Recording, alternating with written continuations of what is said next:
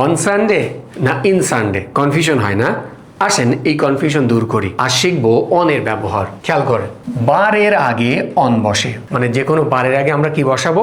On বসাবো। যেমন on Sunday, on Friday, on Thursday, এমন। এরপর তারিখের আগে অন বসাতে হয়, কেমন?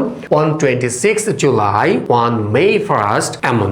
এরপর হচ্ছে বিশেষ দিনের আগে অন বসাতে হয়, যেমন on my birthday, on Eid day, এইভাবে। এরপরে হচ্ছে কোনো কিছুর উপরে বোঝাতে অন বসে, যেমন on the table, on the floor, ঠিক আছে?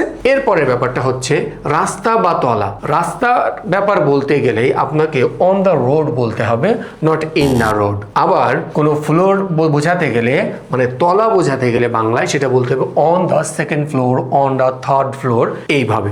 এমন যদি প্রিপোজিশনের ব্যবহার আপনি আরো ভালো শিখতে চান তাহলে কমেন্টে লিখুন প্রিপোজিশন।